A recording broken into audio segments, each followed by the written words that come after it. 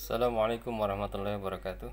Pada kesempatan ini saya ingin menyampaikan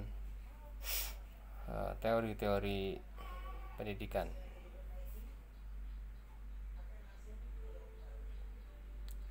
Yang pertama, pendidikan menurut sosiologi yaitu usaha mewariskan sesuatu dari generasi ke generasi yang lain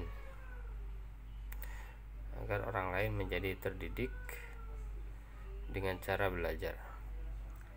Yang kedua, menurut pandangan antropologi bahwa pendidikan adalah enkulturasi atau pemindahan budaya dari generasi ke generasi yang lain. Jadi yang dipindahkan adalah budaya ya, berupa pengetahuan dan nilai-nilai. Menurut pandangan psikologi, pendidikan adalah perkembangan kapasitas individu secara normal, gitu ya, secara optimal ya. Jadi pendidikan adalah sebagai suatu sistem keseluruhan karya manusia yang memiliki hubungan fungsional dalam menciptakan transformasi tingkah laku seseorang.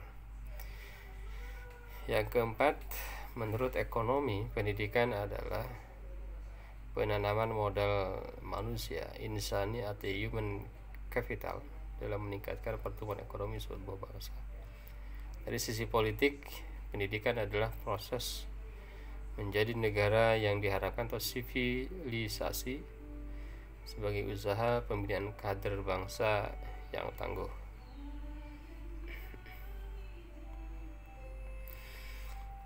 Ada beberapa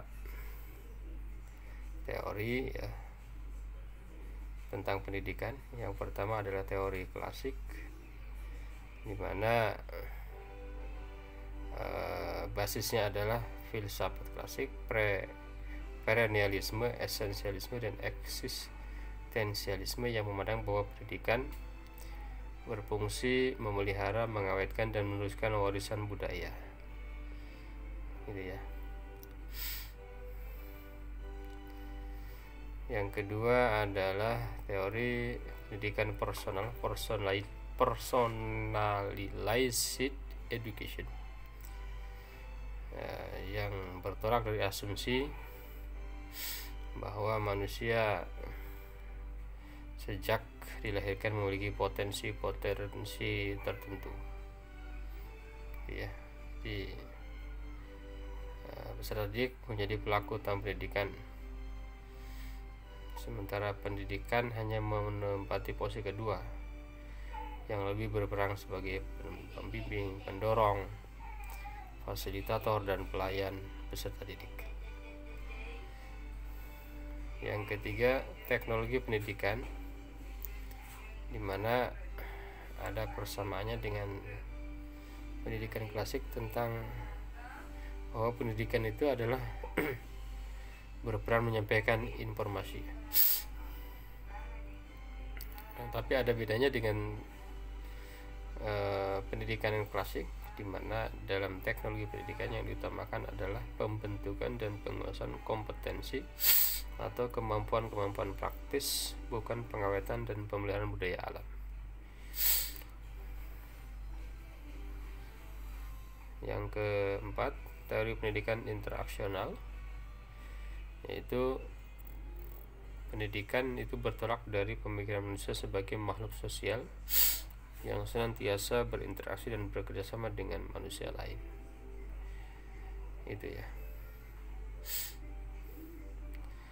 Sementara mengenai aliran pendidikan, ada 3 aliran. Yang pertama adalah nativisme, dengan tokohnya The Schopenhauer, yang mengatakan bahwa jadi pendidikan itu ditentukan oleh bakat,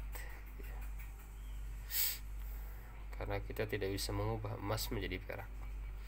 Yang kedua, kebalikannya, aliran empirisme.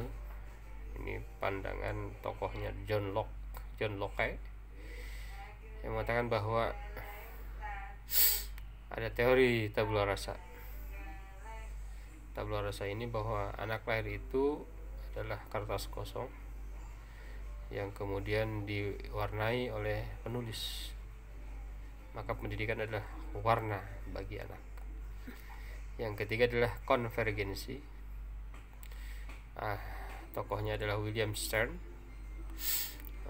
Memadukan kedua sebelumnya itu bakat dan juga proses pendidikan.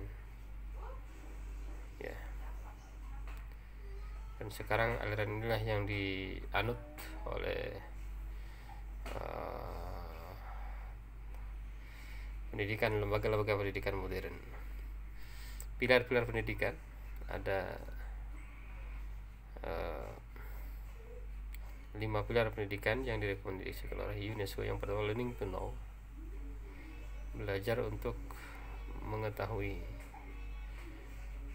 memiliki materi, menyimpan dan mengingatnya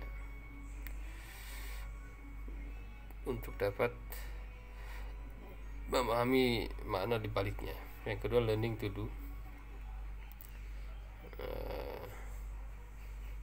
belajar untuk bekerja, berbuat. Learning to be, learning to know, learning to do, belajar untuk